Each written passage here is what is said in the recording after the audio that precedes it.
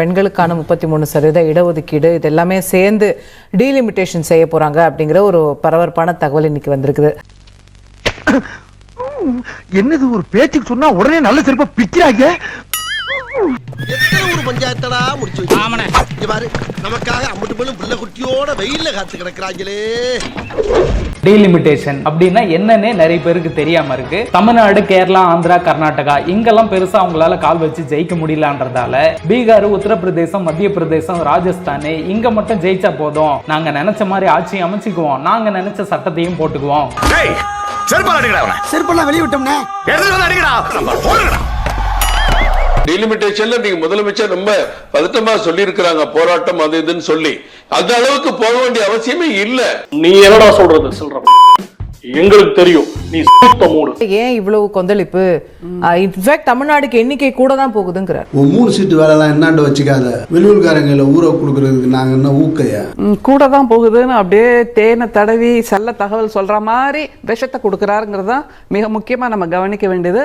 டேய் செல்வம், வண்டி யூட்டன் செட்டி உஷாராயிட்டான். தமிழ்நாட்டுக்கு 39ல இருந்து 59 தான் ஆகும். இப்படி கிள்ளி கொடுத்துட்டு அங்க அள்ளி கொடுக்க போறீங்க.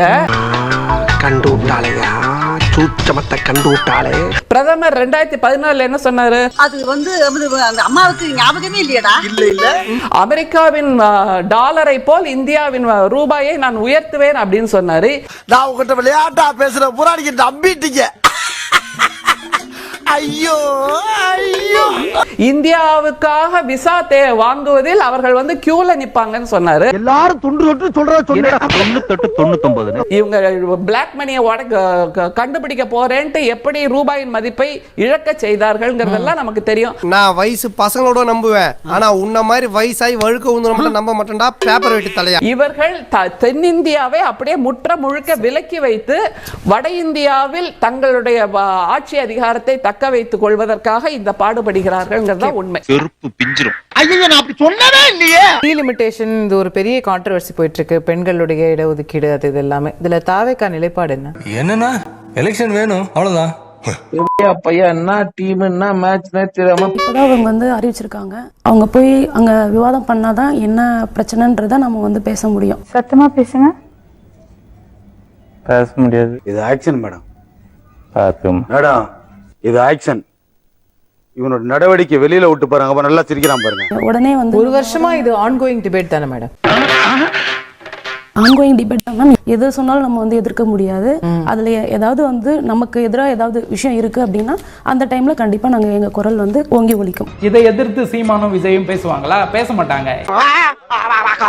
ஊமையா? மௌன விரதமா?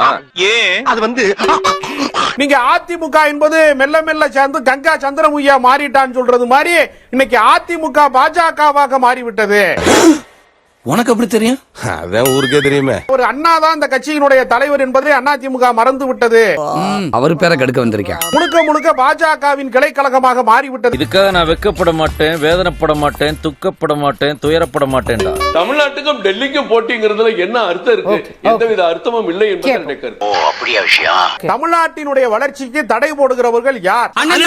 உங்களுக்கு போதுமான மருத்துவக் கல்லூரி இருக்கிறது, நாங்கள் அனுமதிக்க மாட்டோம் என்று யார் சொல்லுகிறார்கள்? மத்திய அரசாங்கம் தானே சொல்லுது. அப்ப வளர்ச்சிக்கு யார் தடை விதிக்கிறார்களோ அவர்களோட தானே நம்ம போராட முடியும். அமெரிக்காவில வெறும் 46 பில்லியன் வாங்கிட்டு இருந்தோம், நம்ம 146 வாங்க வேணும்னு சொல்லி ட்ரம்ப் சொல்றாரு. ஆமா ஜாமீன் சொல்றோம். அந்த அளவுக்கு நான் ஒரு டம்மி பீஸ். என்ன சொல்ல வரேன்? எதையுமே சுயமா உங்களுக்கு தீர்க்கமா முடிவுகள் எடுக்க தெரியாம ட்ரம்ப் சொன்னா நீங்க கேக்குறீங்க, மத்தவங்க சொன்னா கேக்குறீங்க. கைய ஆட்டுறது கூட நீயா பேசுற மாதிரி இல்ல. இந்த குரங்கு பொம்மை ஒன்னு இப்படி டப்பரா வச்சுக்கிட்டு இப்படி இப்படி அடிக்க பின்னாடி கொடுத்தா அந்த மாதிரி தான். அந்த பத்தியா அந்த மாதிரி தான் அவ சாவி கொடுக்குறா, நீ ஆடுற. 2001 மக்கள் தொகையில தமிழ்நாடு 4.1 கோடி, பீகார் 4.3 கோடி. சரி, இன்றைக்கு 13.5 கோடி பீகார். அட பாவி, குடும்ப கட்டுப்பாட பத்தி உனக்கு எதுவுமே தெரியாதா? கவர்மெண்ட் கருத்தடை சாதனத்தை யூஸ் பண்ணுங்கன்னு தலதலையா அடிச்சுக்குதையா. தமிழ்நாடு இன்னைக்கு வெறும் 8 கோடி. கத்துக்கையா அவன்ட்ட இருந்து. அப்ப நாங்க ஒன்றிய அரசு சொன்ன குடும்ப கட்டுப்பாடு மற்ற கல்வி எல்லாத்தையும் செஞ்சதுக்கு எங்களுக்கு இந்த வஞ்சனை தேவையாங்கிறது தான் அவருடைய கேள்வி. தம்பி கரெக்டா பாயிண்டா பேசுது இல்ல. நாங்க படிப்பறிவு உள்ள மாநிலம் சொன்னாங்கல்ல, படிப்பும் அறிவும் இருக்கிறதுனால தான் முதல்வர் ஸ்டாலின் கேட்கிறாரு, எடப்பாடியார் கேட்கல, திரு விஜய் கேட்கல. இதுதான் விஷயம். அப்ப இதை எதிர்த்து யாரு தீவிரமா சண்டை போடுறது? கண்டன அறிக்கை, கண்டன வீடியோ, கருப்பு கொடி போராட்டம்னு திமுக மட்டும் தானே பண்ணுது, ஸ்டாலின் மட்டும் தானே பண்றாரு. ஒத்துக்கிறேன், இதை விட இது பெருசுதான். தெரியுதுல, உள்ள மரியாதை மடக்கிட்டு உட்காருப்போ. அப்படி அன்பா சொல்லு. அவங்களுக்கு தானே ஓட்டு போடணும், அவங்க பின்னாடி தானே நிக்கணும். அதை விட்டுட்டு விஜய், சீமானு, அதிமுகன்னு இந்த பைத்தியங்களுக்கு ஓட்டு போட சொல்ற?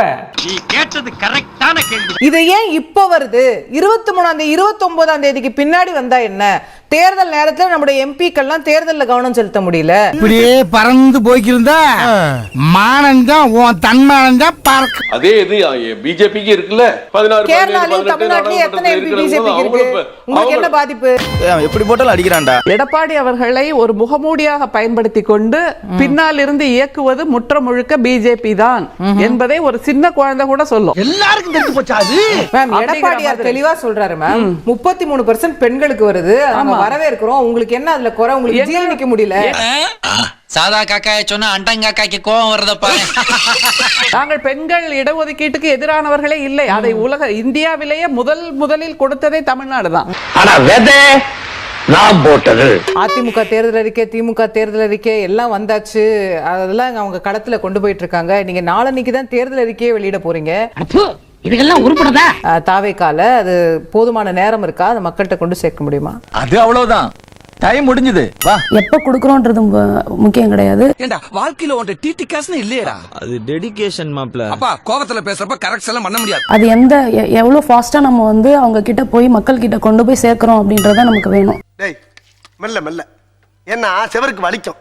ஏமாத்தோடா பரதேசி பரதேசி. ஏஐ மூலம் வந்து நம்ம சிட்டி எப்படி டெவலப் பண்ணலாம் அப்படின்றதையும் வந்து கன்னியாகுமரியில வந்து அவர் வந்து வாக்குறுதியா கொடுத்திருக்காரு. டேய் 3 idiots, இதெல்லாம் உங்க அறிவுக்கு ரொம்ப அதிகம். தயவு செஞ்சு வீட்டுக்கு கிளம்புங்க. இது எல்லாமே சரிமா, பட் இது எல்லாமே கொண்டு போய் சேர்க்க முடியுதா? அதுக்கான நேரம் இருக்குதா அப்படின்றத கேக்குறேன். கண்டிப்பா இது வந்து பாசிபிள் தான். எதை வச்சு அப்படி சொல்றீங்க? மக்கள் வந்து விஜயனா வந்து என்ன அறிக்கை கொடுக்க போறாரு அப்படின்றத வந்து உற்று நோக்குறாங்க. ஏன் இப்படி பாக்குறாரு? சோ கண்டிப்பா அது வந்து நாங்க போய் கொண்டு போய் சேர்ப்போம். காரி மூஞ்சில துப்பத்துள்ள கூண்டு போய் நம்ம அங்க போயிடலாம். வேகமா போ. உங்கள் வீட்டில கார் இருக்க வேண்டும், உங்கள் வீட்டில் ஸ்கூட்டர் இருக்க வேண்டும். இதுக்கு பேர் வாக்குறுதியா? டேய் வாயில என்ன தவடாடா, புண்ணாக்காடா, தடிமாடு, வாயை தட்டு சொல்லடா. ஸ்கூட்டர், அந்த பைக் எல்லாமே வந்து பாத்தீங்கன்னா நான் வந்து கொடுப்பேன்னு அவர் சொல்ல, இலவசம்னு அவர் சொல்ல கிடையாது. அதை தவிர நிறைய இலவசம் சொல்றாரு. அதாவது இலவசம்ன்றதை நம்ம ஸ்டாப் பண்ண முடியாது. இவனு ஈக்குவலா மைண்டம் பண்றானே. இவ்வளவு வருஷமா வந்து நம்ம இலவசம்ன்ற நம்பியே மக்கள் வந்து வாழ்ந்துட்டாங்க. என்னடா சொன்ன? புரியல. இப்ப இலவசம் இல்லன்னா தமிழ்நாட்டு மக்கள் வந்து வாழவே முடியாது. கண்டிப்பா இந்த ஏகத்தவரம் தானே வேண்டாங்கிறது. இதெல்லாம் நல்லதுக்கு இல்ல தம்பி. அது இல்லாதவங்க அது கூட வாங்க முடியும். அதாவது அதனால பயன்படுறவங்க இருக்காங்க இல்லையா? யாருங்க சமாளிக்கிறான் பாரு.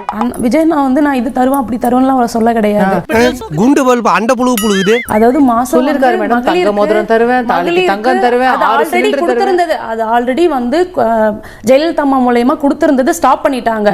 அதை வந்து நான் செயல்படுத்துவேன்னு சொல்றாரு. ஓகேங்களா? இது வரைக்கும் உங்க அப்பா ஜெயிப்பாருங்கிற நம்பிக்கை இருந்துச்சு. இப்ப இடையில ஒரு 2 பேர்ட்ட பேச்சுவார்த்தை நடத்தினேன். உங்க அப்பா க்ளோஸ். விஜய் அண்ணா சொல்றதுல ஏதாவது பாசிபிள் இருக்கான்னு மக்கள் நம்ம தெரியும். யார் சொன்னதை செய்வார்கள், யாரு சொல்லாததையும் செய்வார்கள் மக்களுக்கு தெரியும்.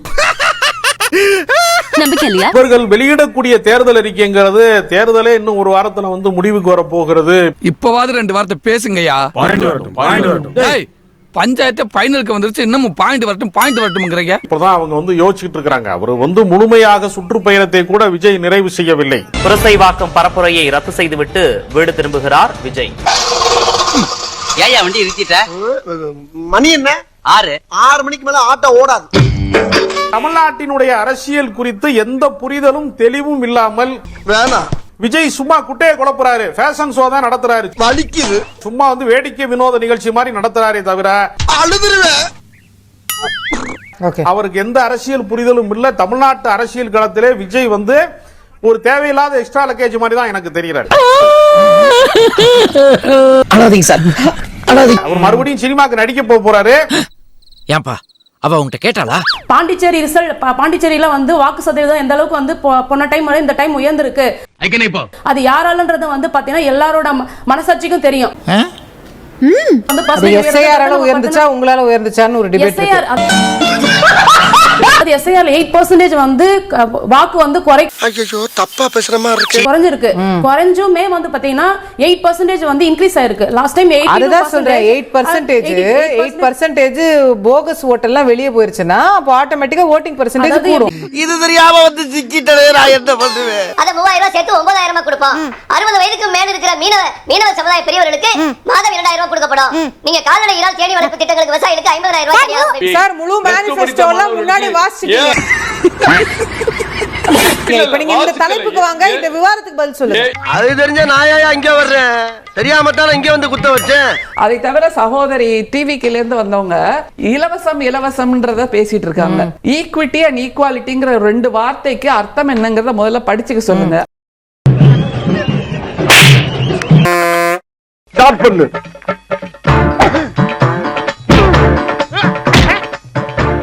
இங்கிட்டு வா. அப்படியா.